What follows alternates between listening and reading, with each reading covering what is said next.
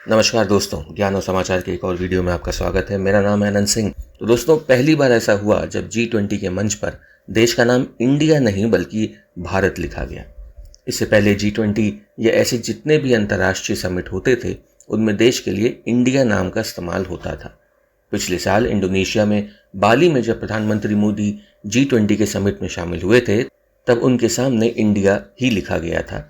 लेकिन अब जब G20 का समिट हमारे देश में हो रहा है और भारत खुद उस समिट की अध्यक्षता कर रहा है, तो हम ये देख पा रहे हैं कि सारे जो कामकाज हो रहे हैं, सारे जो नेम प्लेट्स लगे हैं, उन सब में इंडिया की जगह भारत लिखा गया। यहाँ तक कि हमारी राष्ट्रपति जी की तरफ से जो इनविटेशन लेटर गया था, जो डिग्नेटरीज आए हैं, उनमें प्रेसिडेंट ऑफ इंडिया की जगह प्रेसिडेंट ऑफ भारत शब्द का प्रयोग किया गया है।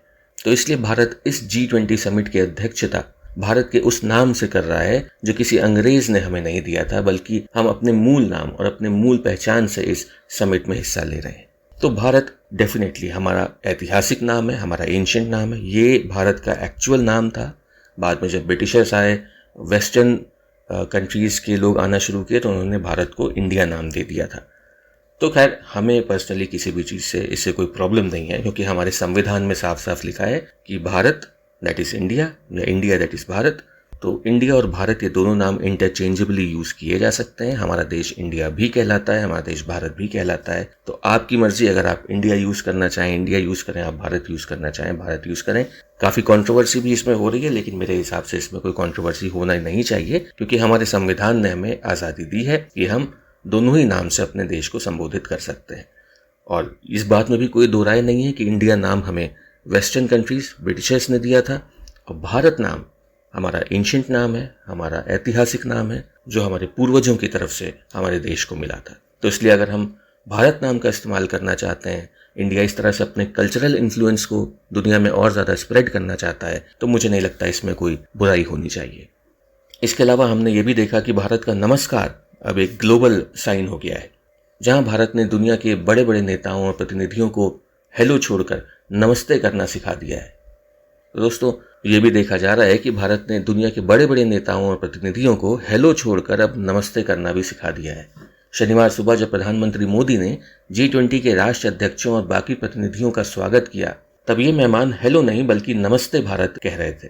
IMF की मैनेजिंग डायरेक्टर से लेकर वर्ल्ड ट्रेड ऑर्गेनाइजेशन की डायरेक्टर जनरल और मिस्र, Singapore, Spain, Australia, Germany, Britain, Indonesia और यूरोपियन यूनियन की काउंसिल के प्रमुख ने प्रधानमंत्री मोदी को नमस्ते किया। इसी के साथ अब हमारे ये नमस्ते भी एक ग्लोबल साइन बन के उभरा है।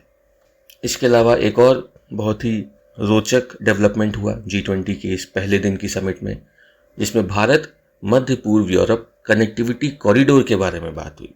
दोस्तों, G20 समिट के पहले दिन भारत मध्य पूर्व यूरोप कनेक्टिविटी कॉरिडोर भी लॉन्च कर दिया गया है।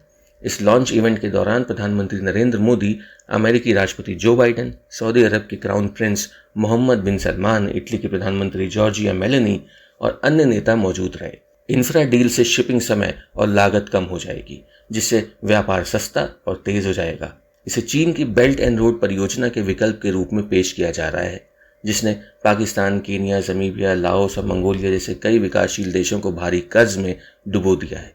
इस योजना का लक्ष्य संयुक्त अरब अमीरात, सऊदी अरेबिया, जॉर्डन और इजराइल से होते हुए भारत से यूरोप तक फैले रेलवे मार्गों और बंदरगाह लिंकेज को एकीकृत करना है।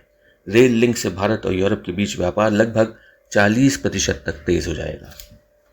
एक और बड़ी उपलब्धि जो G20 की समिट के पहले दिन हासिल की भारत ने, वो थी ग्लोबल बायोफ्यूल अलायंस को लॉन्च किया गया।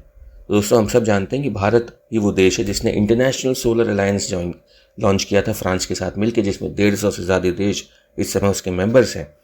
और भारत ने अब ग्लोबल बायोफ्यूल अलायंस भी लॉन्च कर दिया है, जिसको बड़े बड़े देशों से स्वीकृति मिली है। सब देश धीरे धीरे इसमें शामिल हो रहे हैं। तो जैसे international solar alliance solar energy की फील्ड में काम करेगा, वैसे इंटरनेशनल बायोफ्यूल अलायंस बायोफ्यूल की फील्ड में काम करेगा, क्योंकि ये सभी ऑल्टरनेट सोर्सेज ऑफ फ्यूल हैं, ऑल्टरनेट सोर्सेज ऑफ एनर्जी हैं, जिनका काम आने वाले वक्त में बढ़ना है, जिनकी डिमांड आने वाले वक्त में बढ़ना है। और भारत ने पहले से ही सोच के रखा है कि रिन्यूएबल एनर्जी सेक्टर में भारत एक ग्लोबल प्लेयर बन के उभरेगा। भारत को एक ग्लोबल प्लेयर बनना है, एक दबदबा कायम करना है, और भारत उसके लिए लगातार काम कर रहा है। समिट के पहले दिन ग्लोबल बायोफ्यूल अलायंस भी लॉन्च कर दिया गया है। पीएम मोदी ने वन अर्थ पर G20 शिखर सम्मेलन सत्र में पर्यावरण और जलवायु अवलोकन के लिए G20 सैटेलाइट मिशन शुरू करने का भी प्रस्ताव रखा और नेताओं से ग्रीन क्रेडिट पहल पर काम शुरू करने का आग्रह किया। ग्लोबल बायोफ्यूल अलायंस बनाने का उद्देश्य टिकाऊ बायोफ्यूल का इस्तेमाल करना है। साथ ही इसका मकसद बायोफ्यूल मार्केट को मजबूत करना, ग्लोबल बायोफ्यूल कारोबार को सुविधाजनक बनाना, तकनीकी सहायता प्रदान करने पर जोर देना है। बायोफ्यूल का मतलब पेड़ पौधों, अनाज, शैवाल, भूसी और फूड वेस्ट से बनने वाला ईंधन है। बायोफ्यूल्स को कई तरह के बायोमास से निकाला जाता है। इसमें कार्बन की मात्रा काफ़ी कम होती है। अगर इसका इस्तेमाल बढ़ेगा तो दुनिया में पारंपरिक ईंधन पेट्रोल डीजल पर निर्भरता कम होगी और पर्यावरण प्रदूषण भी कम होगा। तो दोस्तों, आशा करता हूँ आपको ये वीडियो अच्छा लगा होगा, कुछ नया जानने और सीखने को मिला होगा। अगर आप हमारे चैनल पर नए हैं और आपने अभी तक हमारे चैनल को सब्सक्राइब नहीं किया है तो प्लीज़ सब्सक्राइब बटन को ज़रूर प्रेस करें। Thank you very much for watching. See you in the next video. Thank you.